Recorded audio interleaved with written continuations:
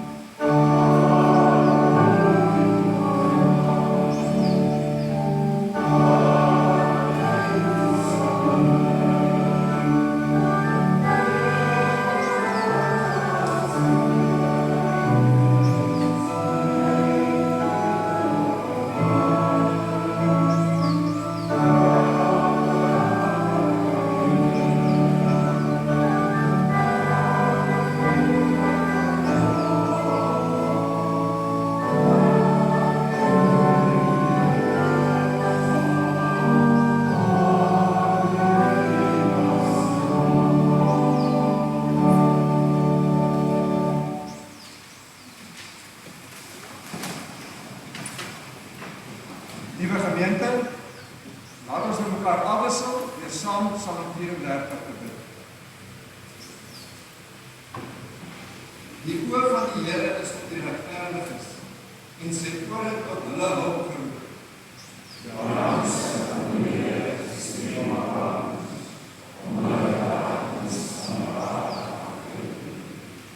Hulle roep, en die Here hoor, en hy red hulle uit al hulle benoudhede.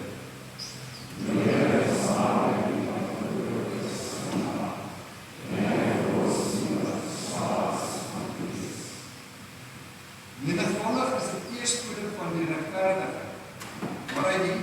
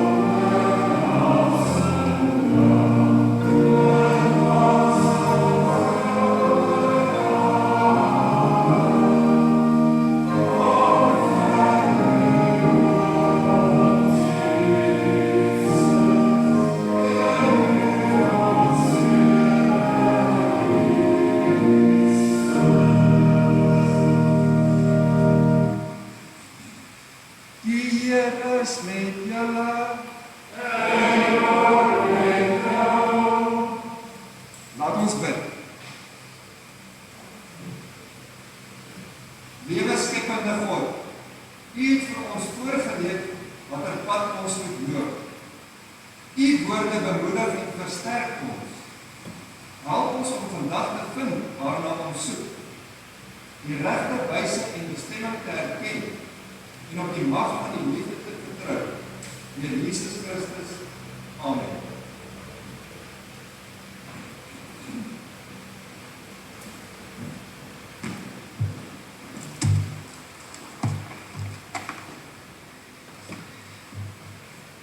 Die epistelesing kry ons uit Efesiërs 5, vers 1 tot 9. Lewe in die lig. Omdat julle God se kinders is wat hy liefhet, moet julle sy voorbeeld volg. Ja, lewe 'n lewe van liefde, soos Christus ons liefgehad het, deur homself vir ons oor te gee as 'n lieflike reukoffer aan God. Soos dit pas by mense wat aan God behoort, moet daar onder julle geen sprake wees van seksuele sondes, immorele optredes of gierigheid nie. Ook skerwe stories, ligsinnige praatjies en vulgêre grappe pas nie by julle nie. Wat by julle pas, is om God te dank, want hiervan kan julle seker wees, niemand wat seksuele sondes en immorele dade doen, en niemand wat gierig lewe. So iemand dien immers 'n afgod, sal 'n erfdeel ontvang in die koninkryk van Christus en van God nie. Moenie om die bos gelei word deur mense wat verskoning soek vir hierdie sondes nie. Die feit is, omdat mense deur sulke dinge aan God ongehoorsaam is, word hulle deur sy straf getref. Dus, moenie saam met hulle aan hierdie dinge deelneem nie. Julle lewe was vroeër nag. Nou egter, deur julle verbondenheid met die Here, is julle inderdaad die ene lig. Leef dan soos mense van die lig. Uit die lig kom ons alles wat goed en reg en waar is. Tot sover.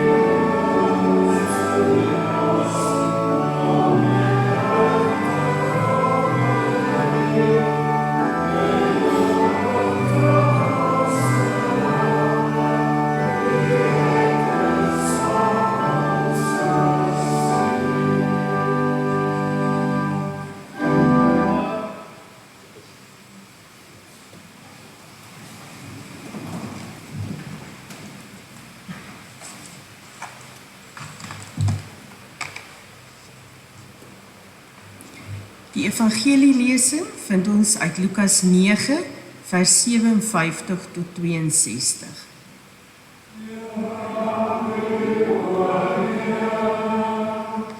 Navolging van Jesus is nie goedkoop nie. Terwyl hulle op pad was, het iemand vir Jesus gesê, "Ek sal u volg, Here, maak nie saak waar u gaan nie." Maar Jesus het geantwoord, "Jakkalse het gate om in te bly, en voëls het neste, maar ek, die seun van die mens, het nie eens 'n plek om my kop neer te lê nie." Hy het vir 'n ander persoon gesê, "Kom, wees my disipel." Die man het ingestem, maar gesê, Here, laat ek net eers huis toe gaan en my pa gaan begrawe. Jesus het geantwoord, laat die wat geestelik dood is, omsien na hulle eie dooies.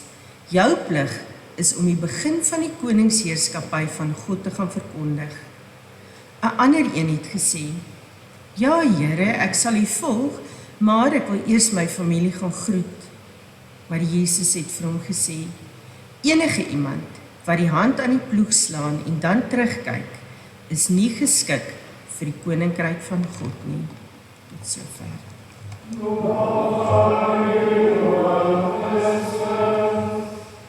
Kom ons doen nou belydenis van ons geloof saam met God se kerk oor die wêreld.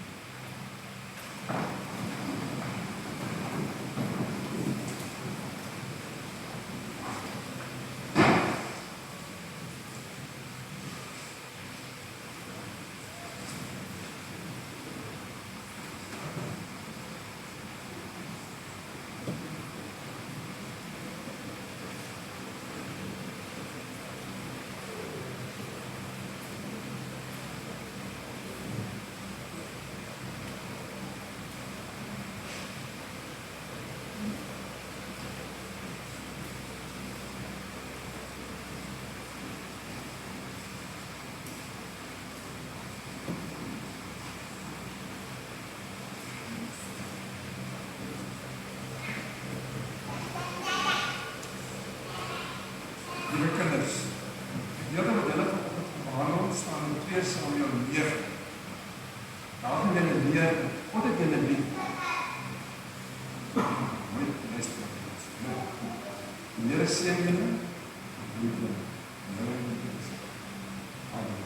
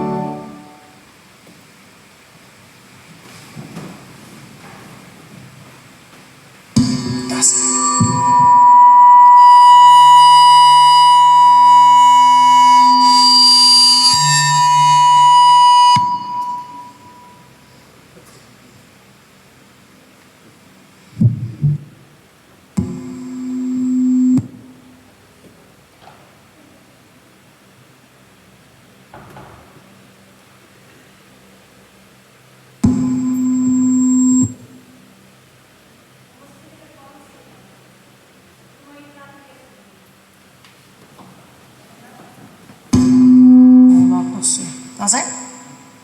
Beter. Goed, ek dink hy's nou reg.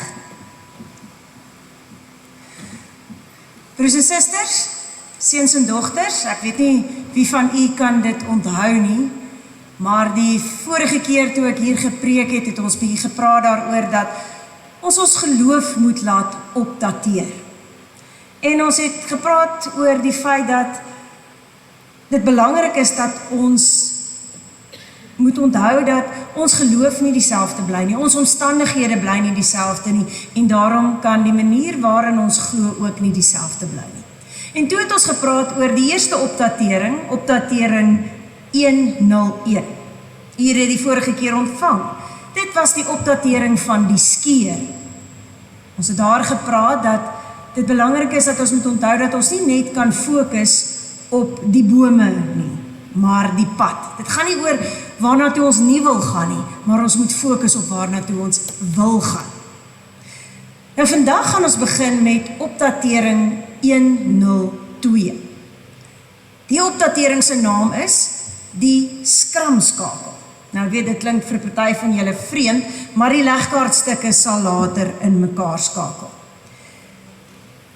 Nou ek wil nie nou eintlik spog nie, maar al die jare wat ek saam met my familie al rugby gekyk het op TV en langs die veld gestaan het toe my broer en toe my man gespeel het ek daarom nou al 'n paar dinge van rugby geleer. En nou wil ek vandag hierdie inligting, hierdie kennis, hierdie wysheid wat ek gekry het aan u oordra.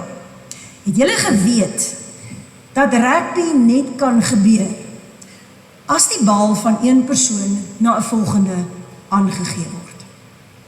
Nou ek is seker daar's 'n paar rugbyspelers wat nie van hierdie reël weet nie. Maar kom ons gaan kyk nou in die besonder na die skramskakel. Vir hierdie inligting moes ek die wysheid van 'n paar regte kenners gaan inroep. Ek het hulle gevra, wat is die hoofdoel van 'n skramskakel op die rugbyveld? En almal van hulle se antwoord was net wat die woord sê.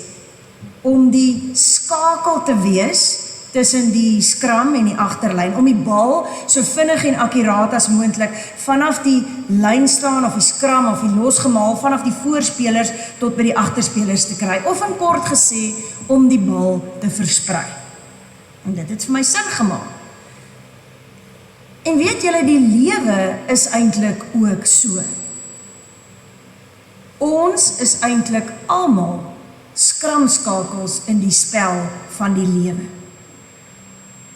Ons doel op aarde is onder andere om daar te wees vir mekaar, om mekaar te ondersteun, om vir mekaar goeie dinge aan te gee en dit te versprei. Maar ek dink, ons weet nie meer hoe om spreekwoordelik te paas nie. Ons het so individualisties geraak dat ons dikwels vergeet het dat ons deel is van 'n span, 'n familie, 'n gemeenskap. Geloof is ook om te weet dat jy deel is van 'n span, al ken jy nie al die spelers nie. En tog lewe ons nie so nie. Ons stamp teen mekaar, ons stoot mekaar uit die pad uit, want ons wil op ons eie bo uitkom, maar in die proses verloor ons eintlik so baie. In plaas daarvan om op mekaar staat te maak, mekaar as spanlede te beskou, wat doen ons? Ons sien mekaar eintlik as teenstanders, as opponente in 'n spel waar elkeen vir homself is. Nou in een van die verhale in die Nuwe Testament kry ons eintlik die perfekte voorbeeld van so iemand. Saggeus was 'n individualis. Nou dit was eintlik vreemd vir iemand van sy tyd gewees, want in die Bybelse tyd was die gemeenskap, dit wat ander mense van jou gedink het, eintlik alles. Dit het bepaal wie jy in die samelewing is. Maar Saggeus het hom nie gesteer nie. Hy was, lees ons, die hooftollenaar gewees. Nou dit is soos vandag se belastinggaarders, SARS. En hy was nie net enige belastinggaarder nie, hy was die hoofbelastinggaarder. En ek dink soos almal wat 'n salaris verdien weet, hou niemand van SARS, van die belastinggaarders nie. Hy was 'n Jood, soos wat ons uit sy Joodse naam kon aflei, maar met sy beroep wat hy beoefen het, het hy eintlik sy Joodse spanmaats verraai. Die Jode het hom beskou as 'n onrein heiden, want hy het die hele dag met Romeinse geld vir die Romeine gewerk. Die Romeinse muntstukke het ook die kop van die keiser opgehaat en die Jode het dit gesien, elke keer as hy met daai munte werk, was dit 'n manier waar hy die keiser self aanbid het. Hy het die keiser self help ryk word ten koste van sy eie nasie. En dis nie al wat Saggeus onrein gemaak het nie, die gedeelte sinspeel daarop dat Saggeus ook oneerlik was in die manier waarop hy sy rykdom bekom het. En aan die einde van hierdie gedeelte erken Saggeus dit ook. Ironies genoeg, terloops, beteken die naam Saggeus die regverdige. Nou Saggeus was 'n kort mannetjie. Nie net in sy postuur soos Waf de Klerk nie, maar klein in wat ander van hom gedink het. En veral die Jode het hom so ver as moontlik probeer vermy en geïgnoreer. Maar toe gebeur daar iets in sy lewe wat sy spelpatroon totaal en al verander het. Kom ons gaan luister nou na die bekende verhaal van Jesus en Saggeus. Ek gaan vir ons saam lees uit Lukas 19 vers 1 tot 19. Jy kan opstaan. Kom ons luister nou na die woord van die Here uit Lukas 19 vanaf vers 1. Jesus het in Jerigo gekom en was op pad deur die stad. Daar was 'n man met die naam Saggeus, die hooftollenaar, 'n ryke man. Hy het geprobeer om Jesus te sien, maar weens die skare kon hy nie, omdat hy te kort was. Hy hardloop toe vooruit en klim in 'n wilde vyeboom om Jesus te kan sien, want hy sou daar verbygaan. Toe Jesus by die plek kom, kyk hy op en sê vir hom: Saggeus, kom gou af, want ek moet vandag in jou huis tuis gaan. Hy het toe gou afgeklim en Jesus met blydskap ontvang. Almal wat dit gesien het, het beswaar gemaak en gesê, hy gaan by 'n sondige man tuis. Maar Saggeus het opgestaan en vir die Here gesê, Here, ek gaan die helfte van my goed vir die armes gee. En waar ek iets van iemand afgepers het, gee ek dit 4-dubbel terug. Daarop sê Jesus, vandag het daar redding vir hierdie huis gekom, ook hierdie man is 'n kind van Abraham. Die Seun van die mens het immers gekom om te soek en te red wat verlore is. Ons lees net tot sover. Gelukkig is elkeen wat die woord van die Here hoor, dit glo en ook daarvolgens lewe. Amen.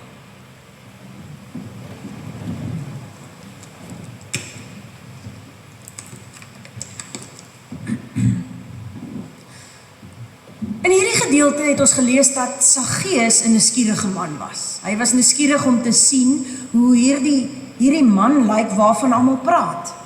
Die naam van Jesus was immers op almal se lippe gewees en almal het gepraat oor die wonders wat hy doen en al die dinge waaroor hy vertel. En nou probeer Saggeus tussen al die mense deur hierdie ou te siene kry. Ons lees hy was in die eerste plek egter net te kort gewees.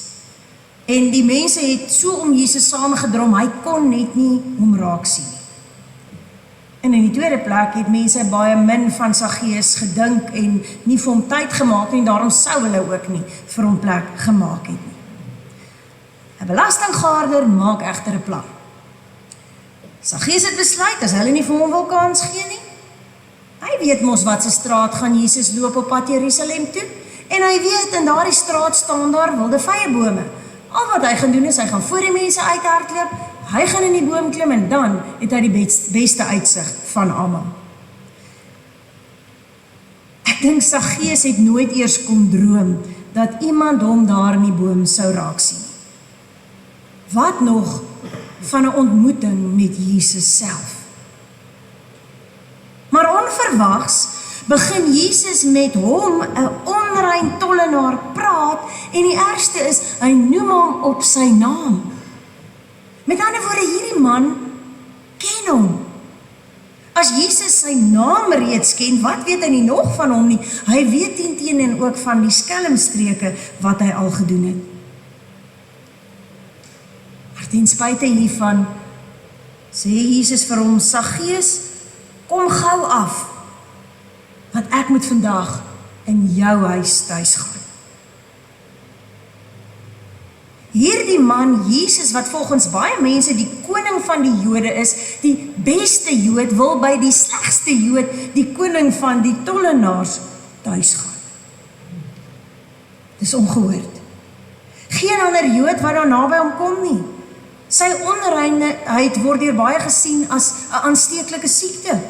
Maar toe, in plaas daarvan dat Saggeus se onreinheid afvryf op Jesus, vryf Jesus se goedheid en omgee af op Saggeus. En hy het toe gou afgeklim en Jesus met blydskap ontvang. Niemand van ons weet wat daar in Saggeus se huis tussen hom en Jesus gebeur het nie. Ons weet net dat hierdie ontmoeting 'n totale omdraaipunt in Saggeus se lewe gebring het. 'n Mens kan amper nie glo dat dit moontlik is nie. Die ryk, gehate tollenaar wat mense sonder enige gewete afgepers het en wat niks vir sy naaste gevoel het nie. Hoor wat sê hy nou? Saggeus spontaan reageer met die volgende woorde: Here, ek gaan die helfte van my goed vir die armes gee. En waar ek iets van iemand afgepers het, gee ek dit 4-dubbel terug. Nou die Joodse wet het met afpersing net vereis dat 'n mens die bedrag aan daardie persoon van wie jy dit afgepers het teruggee plus 20% en dat jy tog daarna ietsie vir die armes moet gee. Maar Saggeus onderneem baie meer is dit. Hy onderneem ook om te gee waar mense dit nie verwag nie. Ek gaan die helfte van my goed vir die armes gee en waar ek iets van iemand afgepers het, gee ek dit 4-dubbel terug. Wat was dit wat dan Saggeus se omdraai veroorsaak het? Wat het Jesus nou eintlik gedoen om sy kop te swaai? Cap Watkins het gesê, no act of kindness, no matter how small, is ever wasted. Jesus het nie iets groots vir Saggeus gedoen nie. Hy het nie vir Saggeus rykdom en eer gegee soos wat Saggeus graag sou wou gehad het nie. Hy het nie vir Saggeus die hemel en die aarde beloof nie. Hy het nie daar en dan 'n skouspelagtige wonderwerk verrig nie. Hy was bloot goedhartig teenoor 'n sondaar wat dit nie verwag het nie. Hy het iemand wat minderwaardig was in sy eie oë en in die oë van die gemeenskap laat voel dat hy belangrik is, dat hy raak gesien word. Nie 'n groot daad nie, maar tog het dit 'n wêreldse verskil gemaak. Soveel so dat Saggeus die individualis, Saggeus die selfsugtige, 'n spanspeler geword het. 'n Spanspeler wat goedheid aangee, selfs waar mense dit nie verwag nie. Hy het opdatering 102 van Jesus ontvang. Hy het dit sy eie gemaak en hy het 'n ware skramskakel geword. Die wetenskap het bewys dat wanneer jy iets goeds vir iemand anders doen, sonder om iets terug te verwag, groot hoeveelhede van die hormoon oksitosien in jou brein afgeskei word. Nou oksitosien, oksitosin in die Engels, staan bekend as die goedvoel hormoon. En daarom voel jy goed wanneer jy vir iemand iets goeds doen. Maar dit word ook afgeskei wanneer iemand vir jou iets goeds doen of wanneer jy onverwags sien hoe daar aan iemand iets goeds gedoen word, wanneer jy 'n goeie daad sien gebeur. So, dis eintlik hoe ons as mense ontwerp is om na mekaar om te sien en vir mekaar om te gee en te help. Kom ek gebruik 'n voorbeeld. Jy stap in die straat en iemand se inkopiesak skeer hier voor jou en al die goed val uit. En sonder om te dink, help jy daai persoon om hulle kruideniersware op te tel. En die persoon antwoord met 'n "Haai, baie dankie, dit was gaaf van jou." Jy en die persoon teenoor wie jy goedhartig was, voel goed daaroor. Net daarna wag jy om oor die straat te stap, by 'n voetoorgang en iemand sê vir jou, "Ek het gesien wat jy daar gedoen het, dit was baie gaaf van jou." En ek weet jou, daardie persoon sal waarskynlik nog daardie selfde dag ook iets goeds vir iemand anders doen, net omdat hy gesien het hoe jy dit gedoen het. Verbeel jou net wat in hierdie wêreld gaan gebeur as ons opdatering 102 toepas.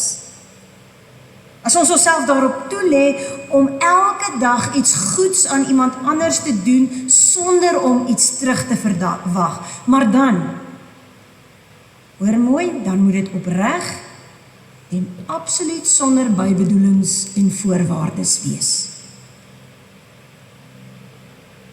Verbeel jou net wat sal gebeur by jou werk, by jou skool, by die huis, tussen jou familie en vriende. As elkeen van ons hierdie opdatering deel maak van ons lewens, as ons Jesus se goedheid begin aangee. En broers en susters, seuns en dogters, vandag gaan ons fisies 'n simbool van Jesus se goedheid en genade ontvang met die nagmaal. Christus gaan eintlik vandag weer soos aan die kruis sy liggaam en sy bloed vir ons aangee. Maar nie sodat ons dit vir ons self moet hou nie. Die brood en die wyn as simbool van Jesus se genade, vergewing en liefde mag nie in ons hande bly nie. God wil vandag by die nagmaal weer ons ganse uitkyk op die lewe opdateer. Vanaf 'n Saggeus mentaliteit waar jy alles selfsugtig hier teen jou bors vasklou, na 'n skramskakel ingesteldheid. Gee aan, gee weg, gee terug. En Jesus plaas vandag die bal in jou hande. Jesus sê ook vir jou vandag, liewe sondaar wat daar bo in die boom sit en wat dalk liewer anoniem wil bly en nie wil betrokke raak nie. Ek wat Jesus is, sien jou raak. Jy is vir my belangrik. Ek het vir jou gesterf sodat jy kan besef hoe belangrik jy vir my is. En ek wil in jou huis ingaan. Ek wil aan jou tafel sit. Ek wil saam met jou kuier en saam met jou eet, omdat ek vir jou lief is. Ek moet vandag in jou huis tuis gaan. Die Seun van die mens het immers gekom om te soek en te red wat verlore is. Gaan jy, soos 'n regte individualis, hierdie redding, hierdie bal vir jouself hou? Of gaan jy saamspeel? Gaan jy die bal aangee? Gaan jy God se genade en redding en vergewing aangee vir mense wat net soos jy dit nie verdien of verwag nie? En so dalk die wêreld verander. Een aangee op 'n slag. Gaan jy 'n skramskakel word? Die bal is in jou hande. Nee, die brood van die ewige lewe is in jou hande. Amen.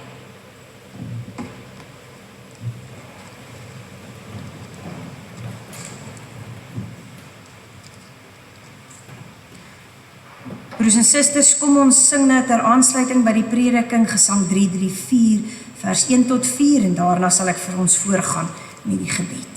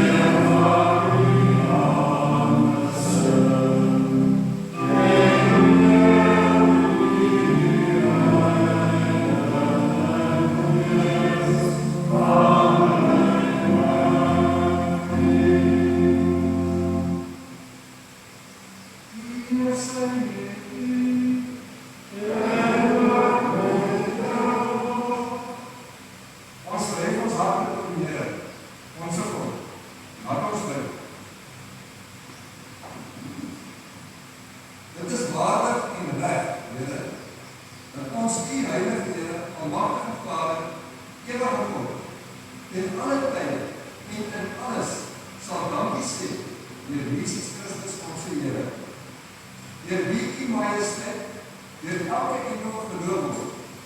Vir U sal elke knie buig en U met jubel prys. Laat ons Here ook met ons alles met U verenig en aanbid sonder einde U lof sing.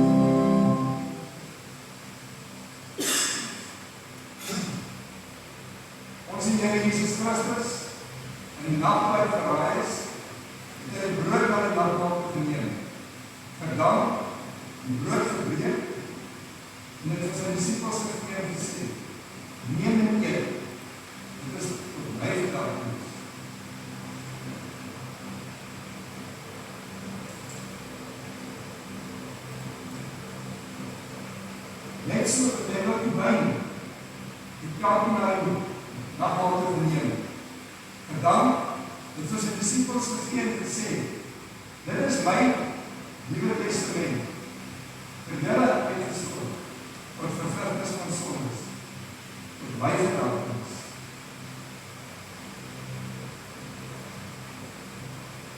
Kom,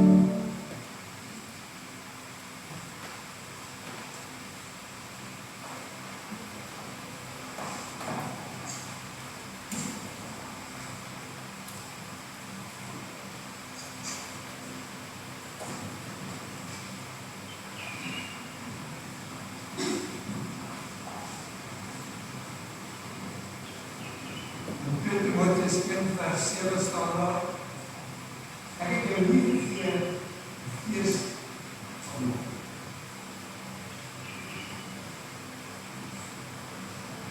Van lafhartigheid. Maar my Gees het u gegee, die krag, liefde en selfbeheersing. Die brood en die appel wat in laat vind, versterk julle van die oorwinning. Van net die Here. Amen.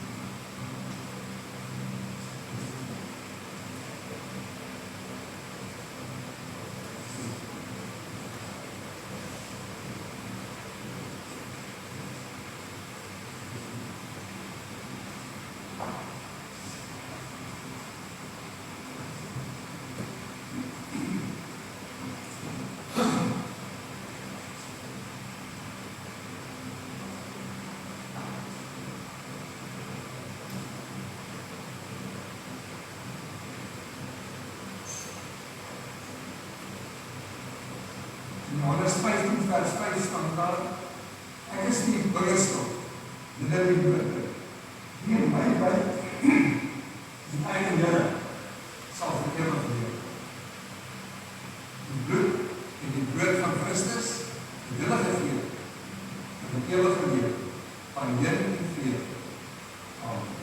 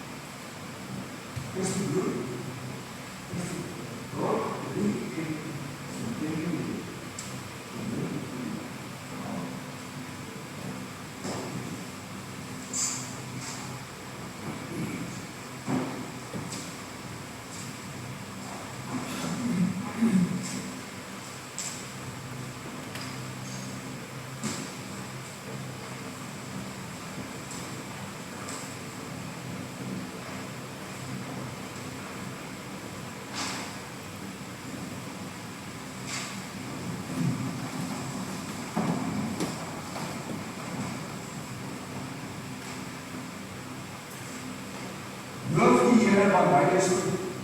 Sy goedheid teen my is tot in ewigheid. Amen in die vrede van die Here.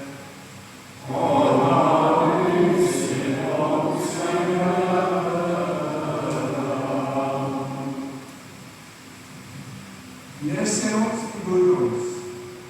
Here trek sy aangesig vir ons. En wees ons genade. Here laat sy aangesig vir ons kyk. En gee ons sy vrede.